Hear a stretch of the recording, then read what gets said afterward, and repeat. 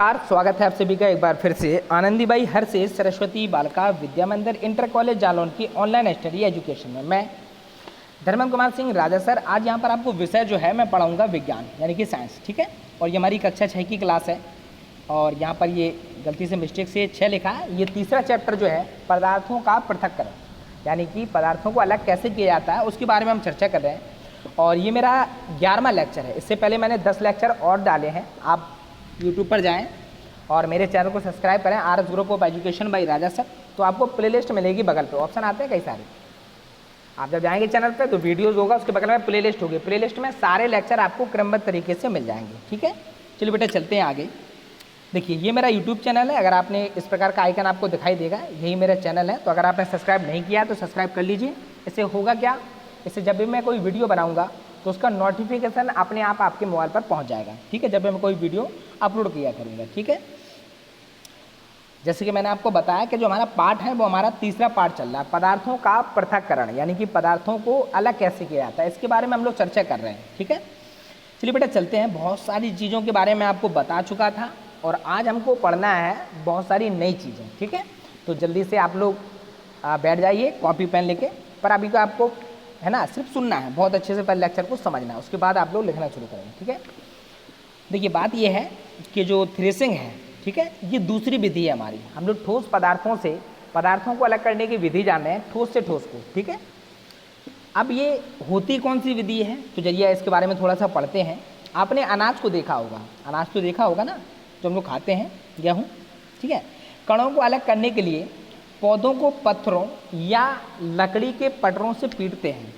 ऐसा करने से जो अन्न के कण होते हैं वो अलग हो जाते हैं। इसी विधि को हम लोग कहते हैं थ्रेसिंग।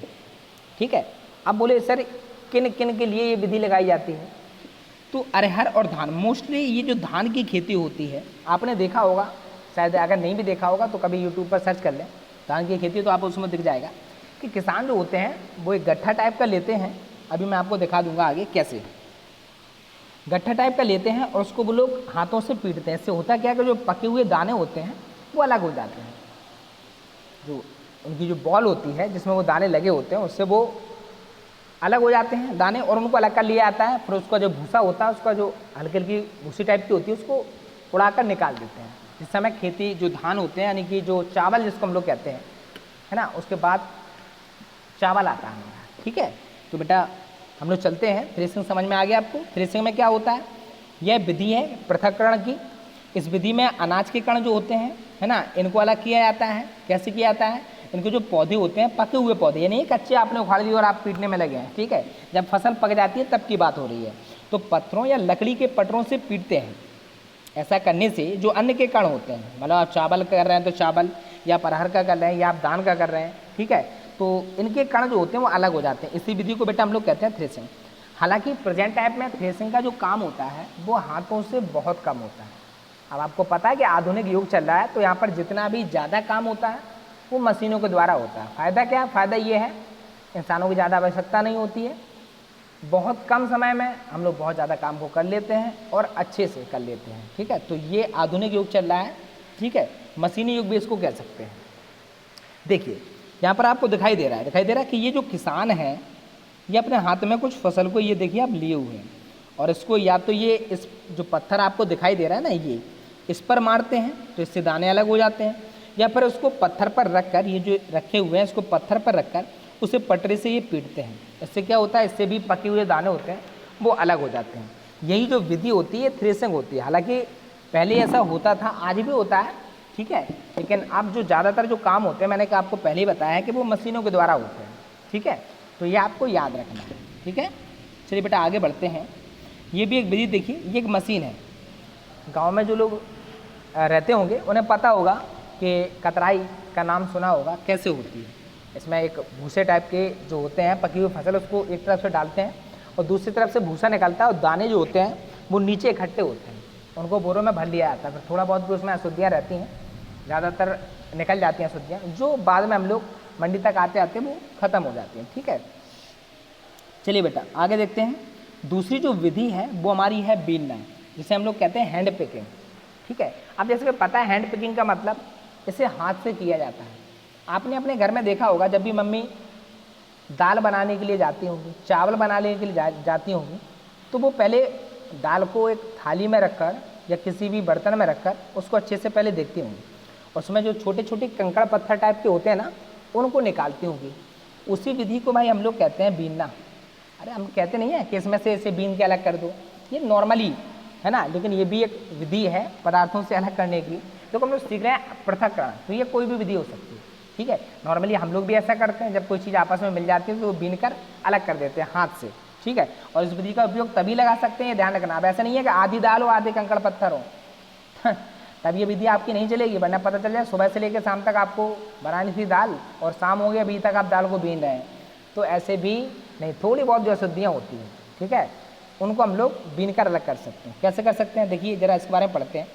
इस विधि का जो उपयोग होता है, हम दाल के लिए, चावल के लिए, गेहूँ के लिए आदि से अशुद्धियों को दूर करने के लिए करते हैं। इससे अशुद्धियाँ जो हैं, है ना, और इसमें अशुद्धियाँ जो होती हैं वो कैसे होती हैं, कम होती हैं, ठीक है, जिन्हें हम हाथ से बीनकर अलग कर दें। जैसे कि मैंने आपको बताया, बीनना आप तब लगा सकते हैं या आप तब कर सकते हैं उसमें अशुद्धियों की मात्रा बहुत कम हो, ठीक है। जब आप बनाने के लिए, देखिए आप जब खरीद कर लाते हैं ना चीज़, तो पहली बात तो वो सही होती है, लेकिन फिर भी उसमें थोड़ी बहुत मात्रा में अशुद्धियाँ तो पाई जाती हैं, है ना। तो उसको हम लोग जब बनाते हैं चावल वगैरह को तो बीनते होंगे, ठीक है ना। तो ये एक प्रोसेस जो होता है, यानी कि जो विधि है, उसे हम लोग कहते हैं बीनना, ठीक है।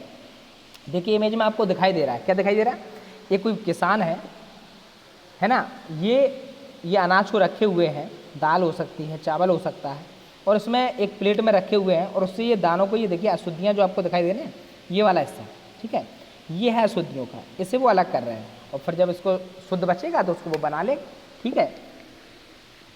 आगे देखिए, आगे जो विधि है वो हमारी डी है, यानी कि चालना, शिविंग इसको बोलते हैं।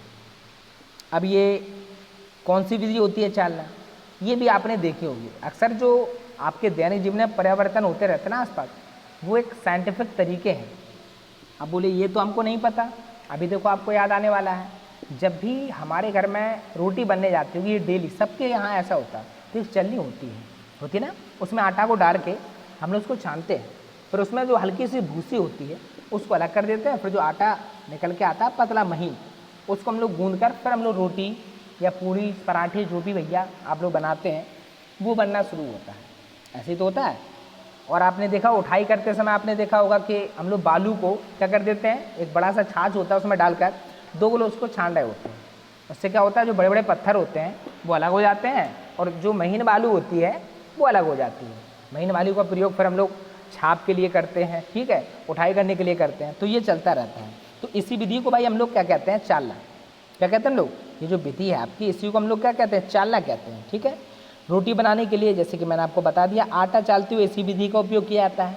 और बालू से जो कंकड़ पत्थर होते हैं बड़े से, ठीक है, हालांकि बालू खुद में महीन पत्थरों से होती है, छोटे छोटे कण होते हैं महीन के, ठीक है। तो इसमें जो बड़े होते हैं, जो अनुपयोगी होते हैं, मान लो छपाई कर रहे हैं आप, बड़े बड़े कणों से नहीं कर सकते, ठीक है, वो सुंदर नहीं लगेगी और उसमें हो नहीं पाएगी, उसमें बहुत दिक्कतें आएंगी। तो इसलिए उसको महीन बालू का प्रयोग किया जाता है और उसको छाना जाता है। उसी को हम लोग कहते हैं बेटा चालना। असल में हम लोग कहते हैं छानना, ऐसी कुछ है ना, हम जो बोलते हैं उसको हम लोग छानना कहते हैं, ठीक है। ये देखो आपको दिखाई दे रहा है कि ये कोई व्यक्ति है, और यहाँ पर ये बड़ा सा ढेर जो है बालू का, वो अकेला है, इसलिए अकेले ही काम कर रहा है। आप लोग भी अकेले काम करना सीखें, पर ये मत करना, ठीक है। आप अच्छे काम करें, बहुत अच्छे काम, कोई छोटा बड़ा नहीं होता, लेकिन उम्मीद करेंगे आप लोग बड़े कामों को बेहतर बनाएं, ठीक है। और यहाँ पर देखिए ये क्या कर रहे हैं, ये इसमें छोटे छोटे जो बालू के कण हैं, है ना, बड़े बड़े जो हैं वो ऊपर हैं, और छोटे छोटे जो हैं उनके जो छोटे छोटे से रेस होते हैं उनसे आके ज़मीन में नीचे इकट्ठा होती है। इसका उपयोग हम लोग कर लेते हैं। और जो कंकड़ पत्थर होते हैं ये भी अनुपयोगी नहीं होते हैं, कभी कभी गिट्टियों के साथ इसको रोड बनाने में प्रयोग कर देते हैं, या कहीं कच्चा है तो वहाँ डाल देते हैं, फर्श बनाने में इसका प्रयोग हो जाता है। तो वेस्ट कुछ नहीं होता है, सारा यूज में लाया जाता है, ठीक है। इस विधि को हम लोग कहते हैं क्या है, चालना कहते हैं, ठीक है। चलिए बेटा आगे चलते हैं। अब हमको पढ़ना क्या है, ऊर्ध्वपातन। ऊर्ध्वपातन विधि हमको पढ़ना है, ठीक है। क्या होती है, किस प्रकार की विधि होती है, इसके बारे में थोड़ा समझते हैं, ठीक है। पहले इसके बारे में पढ़ लेते हैं, है ना। सब्लिमेशन इसको कहते हैं, और इसके बारे में हम लोग पढ़ेंगे कि ऐसे ठोस पदार्थ होते हैं, क्या होते हैं, ठोस पदार्थ, जिन्हें गर्म करने पर जो द्रव अवस्था में ना बदलकर सीधे गैस अवस्था में बदल जाते हैं, और जब उनको ठंडा करते हैं तो पुनः वो कैसे हो जाते हैं, ठोस हो जाते हैं। तो इस अवस्था परिवर्तन में जो अवस्था होते हैं, यानी ऐसे जो पदार्थ होते हैं ना, उनको भाई हम लोग कहते हैं ऊर्ध्वपातज पदार्थ। क्या कहते हैं, ऊर्ध्वपातज पदार्थ। और यह क्रिया जो कहलाती है वो कहलाती है ऊर्ध्वपातन। क्या कहलाती है, ऊर्ध्वपातन। बोले अभी समझ में नहीं आया, चलिए हम थोड़े से एग्जाम्पल हम लेते हैं और आपको समझाते हैं। अच्छा एक बात बताइए, बर्फ़ का टुकड़ा है, जब आप इसको गर्म करेंगे तो वो क्या बनेगा, बोले सर लिक्विड बनेगा, यानी कि पानी में बन जाएगा। पानी को गर्म करेंगे तो क्या बनेगा, वो गैस बनेगा, यानी कि गैस फॉर्म में आ जाएगा। अच्छा मान लीजिए घी है, कोई भी चीज़ है, जब आप उसको गर्म कर देते हैं ना तो पहले वो बनता है लिक्विड। प्रोसेस क्या होता है, सॉलिड को जब हम गर्म करते हैं तो वो बनता है लिक्विड, और जब लिक्विड को गर्म करते हैं तो वो बनता है गैस। पता है कि नहीं है पता, यानी कि सॉलिड जो होता है वो लिक्विड में बदलता है टेम्परेचर हाई करने के बाद, और ज़्यादा हाई कर देते हैं फिर वो बदल जाता है गैस में। लेकिन अगर यहाँ पर बात की जाए तो कुछ पदार्थ ऐसे भी होते हैं जो ठोस को गर्म करने पर, बहुत से ठोस ऐसे होते हैं जो लिक्विड में नहीं बदलते हैं, वो सीधा किस अवस्था में बदलते हैं, गैस में। यानी कि ऐसे पदार्थ जिन्हें गर्म करने पर जो लिक्विड में ना बदल गए हैं, द्रव अवस्था में ना बदल कर सीधे कौन सी अवस्था में बदल जाते हैं, सीधे बदलते हैं आपकी गैस अवस्था में बदल जाते हैं। कौन सी अवस्था में बदल जाते हैं, गैस अवस्था में बदल जाते हैं। ऐसे पदार्थों को भाई हम लोग कहते हैं ऊर्ध्वपातज पदार्थ, और यह क्रिया कहलाती है ऊर्ध्वपातन। ठीक है, बहुत मोस्ट है आपकी, ये परीक्षा में आपसे पूछा जाता है इस क्वेश्चन के बारे में, तो आपको याद रखना है। अब इसके एग्जाम्पल भी आपको याद रखने हैं, जैसे आयोडीन नमक का नाम आपने सुना होगा, नौसादर NH4Cl, इसे हम लोग कहते हैं नौसादर अमोनियम क्लोराइड। बड़ी क्लासेस में आप इसके बारे में पढ़ेंगे, अभी बस आपको एग्जाम्पल याद करना है कि नौसादर। नेफ्थलीन होता है, और कपूर के बारे में आपने सुना होगा। अच्छा कपूर के बारे में तो सबने सुना होगा, आपने देखो जब पूजा करते हैं कपूर को जलाया जाता है, तो क्या कपूर लिक्विड फॉर्म में बदलता है, जी बिल्कुल नहीं बदलता ना, वो सीधे गैस अवस्था में, यानी कि वो पूरा जल जाता है, उड़ जाता है। अब उड़ गया तो इसका मतलब वो कौन सी अवस्था थी, वाष्प अवस्था में वो बदल जाता है। किसकी बात हो रही है, कपूर की बात हो रही है। तो हम ये क्या समझे, वैसे इसको जब ठोस को गर्म करते हैं तो बदलना चाहिए लिक्विड में, लेकिन ये बदल किस में रहा है, गैस में, है ना। तो ऐसे पदार्थों को भाई हम लोग कहते हैं ऊर्ध्वपातज, और यह क्रिया जो है वो कहलाती है ऊर्ध्वपातन। समझ में आ रहा है ना, ऊर्ध्वपातन समझ में आए। ऐसे ही ठोस पदार्थ जिन्हें गर्म करने पर जो सीधे किस अवस्था में बदलते हैं, गैस अवस्था में बदल जाते हैं, और ठंडा करने पर पुनः किस में आ जाते हैं, ठोस में। तो ऐसे पद यानी बीच की जो अवस्था होती है वो गायब कर देते हैं। ठीक है, तो ऐसी अवस्था को भाई हम लोग क्या कहते हैं, है ना, ऊर्ध्वपातन। ये जो क्रिया होती है इसको हम लोग क्या कहते हैं, ऊर्ध्वपातन कहते हैं। एग्जाम्पल आपको याद रखने हैं, एग्जाम्पल आपसे ये पूछे जाते हैं इसलिए आपको याद करने हैं। ठीक है, आयोडीन किस प्रकार का पदार्थ है, नौसादर किस प्रकार का पदार्थ, नेफ्थलीन किस प्रकार का है, कपूर किस प्रकार का है। ठीक है, कपूर के बारे में इसलिए समझाया क्योंकि कपूर जनरली हम लोग यूज करते रहते हैं और आपने देखा भी होगा। ठीक है, यहाँ पर एक विधि देखिए, क्या है विधि, यहाँ पर आपको एक बर्तन दिखाई दे रहा होगा। ठीक है, ये दिखाई दे रहा है ना, इसमें हमने क्या लिखा, नीचे बर्नर। आप जब आगे क्लासेस में पढ़ेंगे तो बर्नर होता है जिससे फ्लास्क को गर्म किया जाता है, कांच के फ्लास्क है। इसमें मैंने नमक को डाल दिया, मैंने नहीं, मैंने प्रैक्टिकल के हिसाब से इसको नमक को डाल दिया। ठीक है, फिर उसको हम लोग क्या करते हैं, गर्म कर देते हैं। ठीक है, और यहाँ पर चीनी मिट्टी की प्याली है। ठीक है, अब यहाँ पर क्या होता है कि नौसाद, मान लो आप अमोनियम क्लोराइड की वाष्प जो है, ठीक है, या इसको हम लोग करते हैं, है ना, तो यहाँ पर अमोनियम क्लोराइड डालते, कोई भी ऊर्ध्वपातज पदार्थ जब हम रख देते हैं, इसमें क्या कर देते हैं, ऊर्ध्वपातज जो पदार्थ होता है जिसकी सीधे गैस अवस्था में उसको रख देते हैं, तो फिर उसकी गैसें बनती है ना। और जब वो गैसें बनती हैं तो जब वो ठंडा होता है बर्तन, फिर उसके बाद बर्नर का मतलब ये जला गैस समझ लो आप, इसको गैस का प्रयोग करते हैं ना जलाने के लिए, वैसे ही हम इसको बर्नर का प्रयोग करते हैं जलाने के लिए, यानी आग लगाते हैं इसमें। ठीक है, दिया टाइप का होता है ये, तो इसकी गैसें बनती है ऊर्ध्वपातज पदार्थ की, और जब ये ठंडा होता है तो यहाँ वो जमा हो जाता है। क्या हो जाता है, देखा है, ठोस से बना अमोनियम क्लोराइड। ठीक है, तो यहाँ पर जो अमोनियम क्लोराइड यानी कि नौसादर इसमें रखा था NH4Cl, ठीक है, ये क्या हो रहा है, धीरे धीरे गैस अवस्था में बदला जब इसको गर्म किया, तो जो देखिए जो ठोस से सीधा गैस में बदल ले, यही क्रिया तो होती है ऊर्ध्वपातन, है ना। तो इसकी जो वाष्पों को पहले ठंडा करते हैं तो पुनः इसे खरोंच कर हम लोग प्राप्त कर लेते हैं। इसका मतलब क्या समझे, तो इसका मतलब ये है भाई साहब कि आप जो पदार्थ हैं कौन कौन से, नौसादर है, कपूर है, नेफ्थलीन है ना, और आपका आयोडीन आपने सुना होगा। ठीक है, ये है, तो इनको जब हम गर्म करते हैं तो ये सीधे गैस अवस्था में बदलते हैं। बस इसी क्रिया का नाम जो है वो आपको पढ़ना है, क्या, ऊर्ध्वपातन कहते हैं। ठीक है, बस आपको इतना याद रखना है। ठीक है, और आपका एग्जाम में क्वेश्चन आपका बन जाएगा। ठीक है, चलिए बेटा चलते हैं आगे। आगे हमको क्या पढ़ना है, तल छठीकरण या निथारना क्या होता है। ठीक है, तो यह एक विधि होती है अभी मैं बताऊंगा कैसे। तलछटीकरण तो निथारने की क्रिया है ना, द्वारा ठोस तथा जो द्रव होते हैं उनको मिश्रणों को अलग किया जाता है। यानी कि उसमें एक पदार्थ तो ठोस है और दूसरा क्या है, द्रव लिक्विड है ना, और वो अघुलनशील हो, यानी कि दूसरे में घुले ना। मान लो नमक आप डाल दें तो नमक तो घुल जाएगा ना पानी में, तो वहाँ लागू नहीं होगी। मान लो आप बालू डालते हैं और उसमें क्या कर देते हैं, पानी में डाल देते हैं बालू को, तो बालू उसमें घुलेगी नहीं। ठीक है, पैंदा जो होता है, जब जो बर्तन लेते हैं उसका जो निचला हिस्सा होता है उसको पैंदा कहते हैं। ठीक है, पैंदी भी बोलते हैं।